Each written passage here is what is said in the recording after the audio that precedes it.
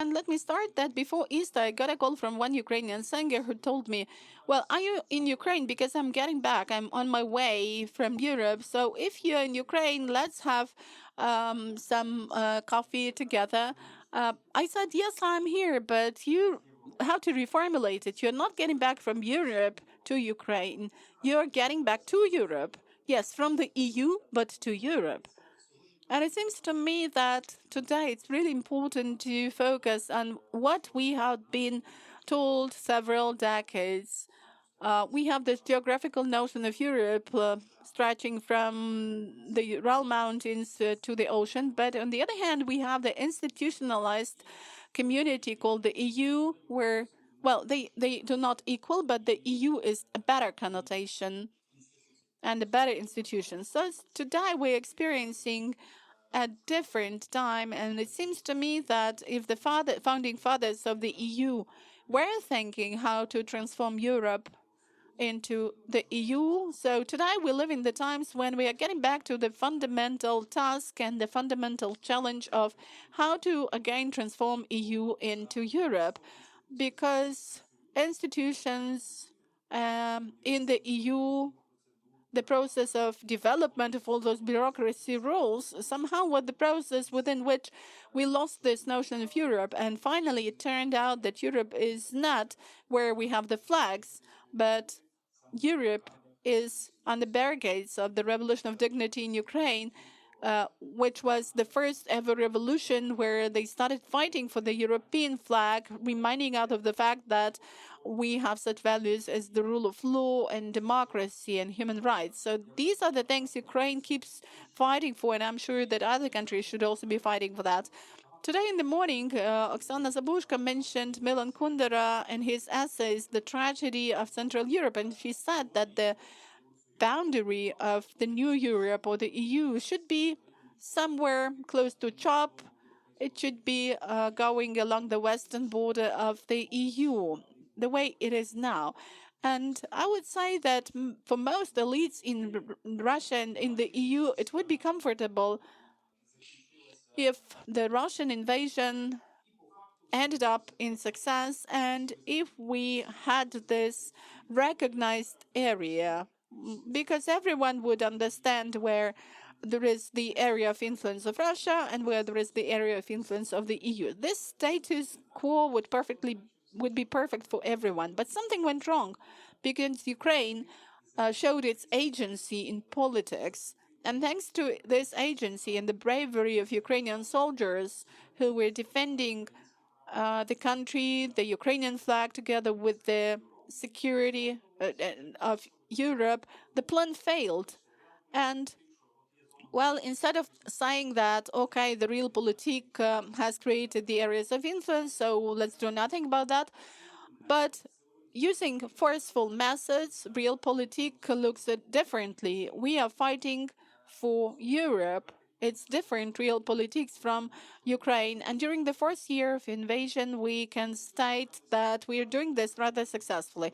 Yesterday, we had the day of victory in the Second World War. Today, we have the day of Europe. And if you remember, on the 9th of May 2022, many people were leaving cities because they expected that Russia will use this occasion to stage some bombardment. Even in Uzhhorod, many people left the city because they were expecting some provocations and some problems, because the day of victory is definitely going to be used by Russia. And the people who came to us from the east, those IDPs, said, okay, you still don't understand what this is. Really, there will be a problem. And the 9th of May was used back then, and it was used even today for bombardment. But this is bombardment of our minds and brains. And this is the bombardment and shelling taking place physically and in mass media, in the information space, in the competition of different agendas and different visions. And our task now is to kind of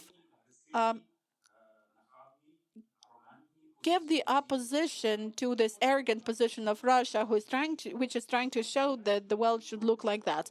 We cannot just ignore or deny something. It's a good message, but if we don't manage to get together and to suggest a different vision of Europe and the world and a different package of principles on which cooperation will be based, we will definitely lose this war, in this war. So, before a designer or a builder starts construction, he should have a clear picture of what the sketch would be.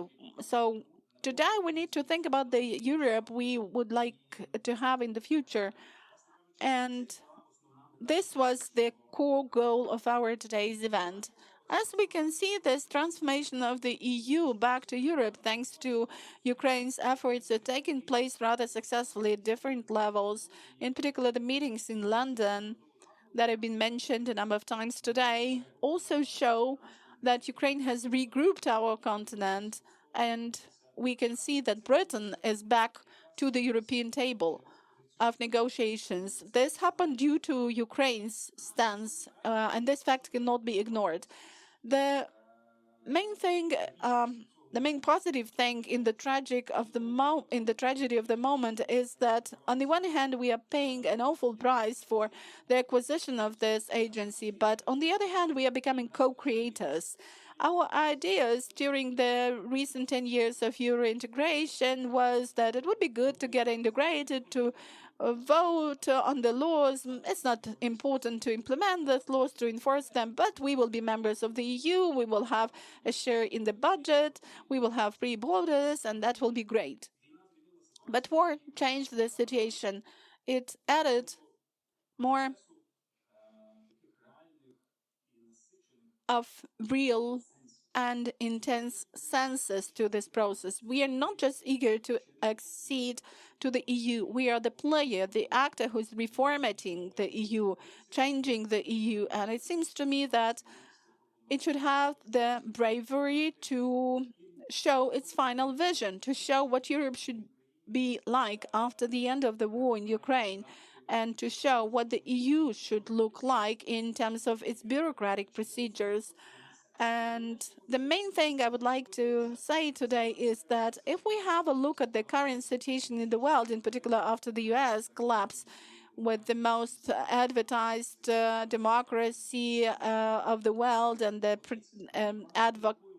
advocate of democracies throughout the world, we are criticizing Europe with all those vetoes, things like that. But Europe remains the most effective democracy on the planet.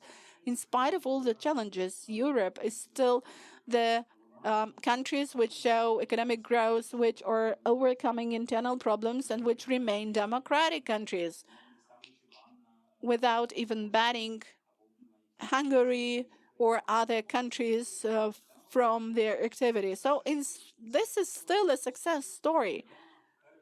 The success story of regroupment that leaves some space for democratic will and opposes its populist movements inside Europe, but at the same time does an effective planning for the next 3 years in terms of planning, budgeting, increasing its defense capacity. And this is all thanks to Ukraine and Ukrainian soldiers who created this opportunity of having some free time to get together and to do something about that in order to get ready for the critical battle.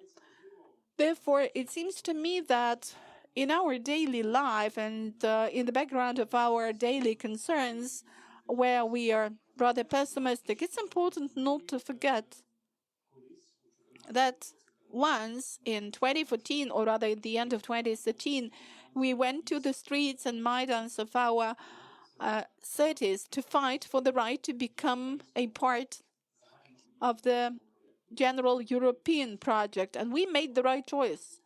And experience shows, those years show that we have made the right choice, and it's meaningful to really fight for it. Because in spite of all the disadvantages and risks for the future, this still remains the best, the functioning democracy in the world, and the level of well-being, the level of respect for each other inside the European countries is the highest possible in the world.